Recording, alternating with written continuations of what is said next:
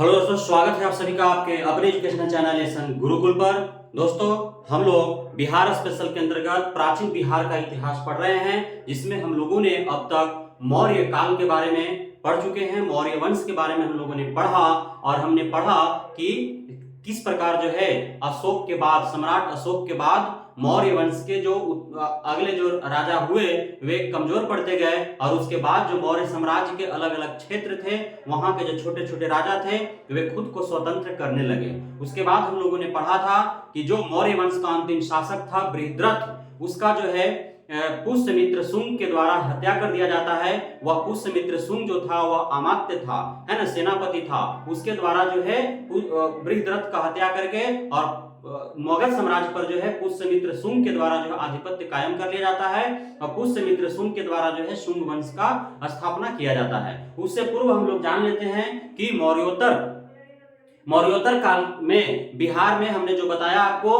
कि सम्राट अशोक के बाद के काल में, है ना, चूंकि मौर्य वंश के जो उत्तराधिकारी हुए, जो आगे के शासक हुए अशोक के बाद, वे कमजोर पड़ते गए और मगध साम्राज्य के अंतर्गत आने वाले जो विभिन्न क्षेत्र थे, जिसको चंद्रगुप्त मौर्य, सम्राट अशोक, बिंदुसार ने जीता था, तो उससे वह जो है अपने आप को आजाद करने लगे, स्वतंत्र होने लगे। तो इस प्रकार जो है 5 अलग अलग क्षेत्र में अलग अलग जो है वंश देखने को मिला, अलग अलग शासकों का शासन देखने को मिला। जैसे मगध एवं बिहार का जो क्षेत्र है, वहां पे आपका शुंग वंश, कर्ण वंश का जो है शासन देखने को मिला। वहीं आपका पश्चिमोत्तर एवं मध्य क्षेत्र जो है, पश्चिमोत्तर यानी कि उत्तर और पश्चिम का और मध्य का जो भाग है, वहां पे कुषाण वंश का शासन देखने को मिला, जिसका विस्तार जो है मगध तक देखने को मिलता है। उसके बाद पश्चिम भारत का जो क्षेत्र है, वहां पे शकों का आगमन हुआ और वे शक जो है वहां पे अपना आधिपत्य कायम कर लिए। उसके बाद उड़ीसा का जो क्षेत्र है, जहां पे कलिंग के बारे में आपका वर्णन बार बार हम लोग पढ़ते हैं, तो उस क्षेत्र पर जो है चैत्र वंश का शासन हो गया। वहीं दक्कन का जो क्षेत्र था, आंध्र प्रदेश के आसपास का जो क्षेत्र था, साउथ का जो क्षेत्र था, वहां पे आंध्र सातवाहन वंश का जो है शासन हो जाता है ना। महाराष्ट्र, आंध्र प्रदेश, इन सब क्षेत्रों में जो है सातवाहन वंश का शासन हो जाता है। तो इस प्रकार जो है मगध साम्राज्य भी खंडित हो जाता है मौर्य वंश के उपरांत, है ना। तो अब हम लोग जो है शुंग वंश के बारे में थोड़ी जानकारी प्राप्त कर लेते हैं, क्योंकि हम लोगों ने पढ़ा कि मौर्य वंश के बाद बृहद्रथ जो अंतिम शासक था मौर्य वंश का, उसका पुष्यमित्र शुंग के द्वारा जो है हत्या करके और शुंग वंश की स्थापना कर दी जाती है। हमने आपको बताया था कि मौर्य समय और उससे पूर्व जो भी हर्यक वंश था, है ना, मौर्य वंश हुआ, तो उसमें जो है आपका बौद्ध और जैन धर्मों का जो है वहां पे संरक्षण प्राप्त किया गया। चूंकि वैदिक काल में, उत्तर वैदिक काल में जो है आपका शूद्रों को, महिलाओं को जो है काफी प्रताड़ित किया जाने लगा था, उनको हे दृष्टि से देखा जाने लगा था। समाज एक जो है विभाजित हो गया था। समाज में कुछ मानवों को जो है मानव के जैसा समझा नहीं जाता था, तो जिसको लेकर के बौद्ध और जैन धर्म के रूप में जो है एक आंदोलन खड़ा हुआ था, जिसका संरक्षण जो है आपका मौर्य वंश के शासकों ने दिया। उसके बाद जब शुंग वंश का शासन स्थापित हुआ, तो यह पुनः जो है, चूंकि यह ब्राह्मण धर्म का पालन करने वाला था पुष्यमित्र शुंग, तो उसने पुनः जो है बौद्ध और जैन धर्म को संरक्षण प्राप्त नहीं करके उन्होंने जो है ब्राह्मण धर्म को बढ़ावा दिया। फिर से जो है वैदिक युग आरंभ हो गया। उत्तर वैदिक काल का जो है इसमें कुछ जो है देखने के लिए असर देखने को मिला। तो इस प्रकार हम लोगों ने समझा कि पुष्यमित्र शुंग के द्वारा बृहद्रथ की हत्या करके और शुंग वंश की स्थापना की गई, जो ब्राह्मण धर्म से संबंधित है ना। इसके बाद हम लोगों ने अब यहाँ पे हम लोगों ने यह भी समझा कि बृहद्रथ जो अंतिम शासक था मौर्य वंश का, उसकी हत्या पुष्यमित्र शुंग ने कर दी थी और उसके बाद जो है शुंग वंश की स्थापना उन्होंने किया था। इसका हमें जानकारी कहां से हासिल होता है? जिस प्रकार हम लोगों ने मौर्य वंश के बारे में पढ़ा था कि मौर्य वंश की जानकारी बौद्ध ग्रंथ, जैन ग्रंथ से प्राप्त होता है, पुराणों से प्राप्त होता है, मेघास्मित की इंडिका से प्राप्त होता है, चाणक्य कौटिल्य के अर्थशास्त्र से प्राप्त होता है। उसी प्रकार जो है आपका शुंग वंश के बारे में जानकारी हमें कहां से प्राप्त होता है? तो विदिशा का गरुड़ अभिलेख से प्राप्त होता है, धनदेव का अयोध्या अभिलेख से प्राप्त होता है, है ना, मालविकाग्निमित्रम जो कालिदास के द्वारा रचित है उससे प्राप्त होता है, और पतंजलि के द्वारा रचित जो महाभाष्य है उसके द्वारा जो है हमें प्राप्त होता है। क्योंकि यह प्रश्न आता है कि कालिदास किसके समकालीन थे, या जो है वह पुष्यमित्र शुंग के समकालीन था। पुष्यमित्र शुंग किसके समकालीन था, तो कालिदास के समकालीन था, पतंजलि के समकालीन था। कालिदास पतंजलि जैसे नवरत्न जो है वे पुष्यमित्र शुंग के दरबार में जो है वो उपस्थित थे, है ना। और आगे जो है पतंजलि के ही देख रेख में जो है पुरोहित पतंजलि के देख रेख में पुष्यमित्र शुंग जो है 2 अश्वमेध यज्ञ किया करता था। आपने जो है महाभारत काल में, रामायण काल में जो है अश्वमेध यज्ञ के बारे में आपने पढ़ा होगा, तो अश्वमेध यज्ञ को फिर से पुनरावृत्ति करता है यह, है ना। और यह जो है आपका 2 अश्वमेध यज्ञ करता है पुष्यमित्र शुंग, वह उसके पुरोहित कौन होते हैं, तो पतंजलि उसके पुरोहित होते हैं, है ना। शुंग शासकों ने मगध साम्राज्य में शांति व्यवस्था कायम करने के लिए प्रयास किए। उसके बाद उन्होंने हमने आपको बताया कि वह जो है वैदिक धर्म का आदर्श को पुनर्स्थापित किया। इस प्रकार जो है शुंग वंश के शासनकाल में देखा जाता है कि वैदिक पुनर्जागरण का काल इसे माना जाता है ना, क्योंकि वैदिक जो है वैदिक काल का यानी कि वैदिक का जो परंपरा था वह जो है आपका हर्यक वंश और उसके बाद जो मौर्य वंश आया उसमें जो है वह लुप्त हो चुका था, और फिर से जो है शुंग वंश के ब्राह्मण धर्म को पालन करने वाले थे, इसलिए पुनः जो है वैदिक काल का पुनर्जागरण हुआ, है ना। पुनर्जागरण फिर से जो सुसुप्त हो चुका था, लुप्त हो चुका था, वो फिर से जो है अब जागृत हो चुका है ना। उसके बाद जो है यह सेनानी का भी उपाधि धारण किया।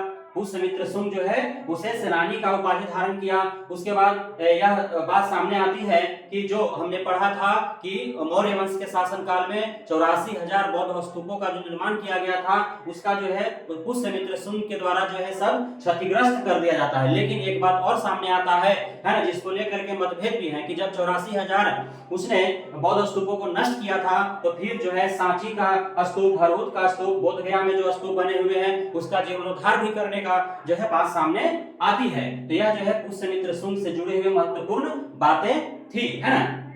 अब जो है उसी में एक अगला शासक बनता है पुष्यमित्र शुंग की मृत्यु के उपरांत आपका अग्निमित्र। क्या नाम है, अग्निमित्र। अग्निमित्र जो है वह पुष्यमित्र का जब शासन काल चल ही रहा था उसी समय विदिशा एवं यूनानियों पर विजय प्राप्त कर लिया था, क्योंकि आपको हमने बताया था कि जो राजा के जो पुत्र होते थे वे कुमार कहलाते थे, राजन कहलाते थे, और उन्हें जो है गवर्नर बनाया जाता था, किसी विशेष क्षेत्र का जो है उन्हें शासन बनाया जाता था, शासक बनाया जाता था। तो उसी क्रम में जो है पुष्यमित्र शुंग का जो पुत्र अग्निमित्र हुआ उसने जो है पुष्यमित्र के शासन काल में ही वह विदिशा और यूनानी पर विजय प्राप्त कर लिया था।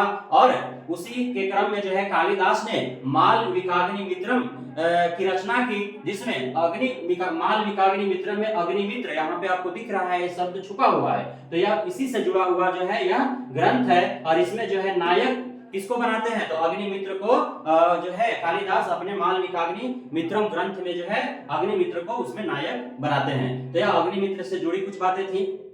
उसके बाद यदि बात किया जाए पूरे शुंग वंश के साम्राज्य का, तो शुंगों का साम्राज्य जो था वह उत्तर में हिमालय से लेकर के दक्षिण में बरार तक फैला हुआ था, पूर्व में मगध से लेकर के पश्चिम में पंजाब तक फैला हुआ था, है ना। और इसकी राजधानी अपना वर्तमान का जो पटना, जिसका पुराना नाम पाटलिपुत्र हुआ करता था, उदयन के द्वारा जो पाटलिपुत्र की स्थापना की गई थी उस पाटलिपुत्र में ही शुंगों का जो है शुंगों के साम्राज्य का राजधानी हुआ करता था, है ना।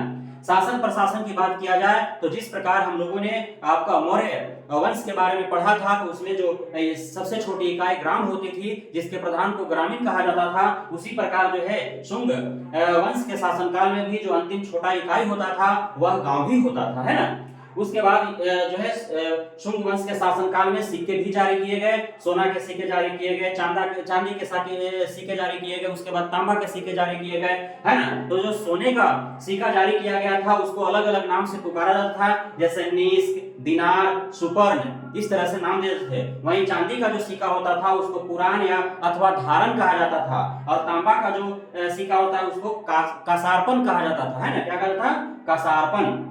तो ये आपको ध्यान में रखना है कि इनके द्वारा सोना, चांदी और तांबा के सिक्के जो है जारी किए गए थे। उसके बाद जो है भागवत धर्म का जो है बात आती है कि शुंग वंश के शासन काल में ही भागवत धर्म का जो उदय हुआ था। इस प्रकार जो है कुल मिलाकर के जो है शुंग वंश के शासन काल में पूरी तरह से वैदिक काल का जो है पुनरुत्थान देखने को मिलता है, वैदिक काल का पुनर्जागरण देखने को मिलता है।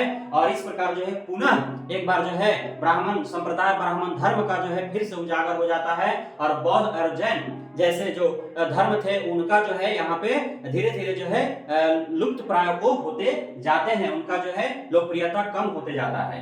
इसके अंतिम शुंग वंश का अंतिम शासक के तौर पर पूछा जाता है कि देवभूति नाम का जो है वो शासक था, जो शुंग वंश का अंतिम शासक हुआ करता था, जिसकी हत्या वसुदेव के द्वारा कर दी जाती है। वसुदेव का ही दूसरा नाम वसुमित्र है और उसके द्वारा हत्या कर दिया जाता है और उसके बाद जो है वसुदेव के द्वारा कर्ण वंश की स्थापना की जाती है और शुंग वंश के बाद मगध साम्राज्य पर कर्ण वंश का शासन स्थापित हो जाता है। यहाँ पे आपको याद रखना है ना, देव को किसने मारा? देव ने मारा। देव को किसने मारा? देव ने मारा, है ना। उसी प्रकार हमने याद करवाया था आपको नाग को नाग ने मारा था, है कि नहीं। तो यहाँ पे जो है देव को किसने मारा? देव ने मारा और देवभूति को वसुदेव ने मार करके और जो है कर्ण वंश की स्थापना करता है। तो यह था आपका शुंग वंश से जुड़े हुए महत्वपूर्ण बातें, इसको आपको ध्यान में रखना है। फिर मिलते हैं अगले कड़ी में कर्ण वंश के साथ और थोड़ा सा हम लोग कुषाण वंश के बारे में पढ़ेंगे, क्योंकि कुषाण वंश के बारे में हमने आपको बताया कि उसका जो शासन था भले ही जो है उत्तर पश्चिम में था, है ना, हिमालय के क्षेत्रों में था, कश्मीर के क्षेत्रों में था, लेकिन उसका साम्राज्य का विस्तार जो है वो मगध तक फैला होता है। कुछ थोड़ी बहुत तथ्य जो है उससे जुड़े हुए हैं मगध साम्राज्य को लेकर के, बिहार को लेकर के, इसलिए हमें थोड़ा सा उसके बारे में जानकारी प्राप्त करेंगे। तो हम कर्ण वंश और कुषाण वंश के बारे में अगले वीडियो में पढ़ते हैं। तब तक के लिए धन्यवाद।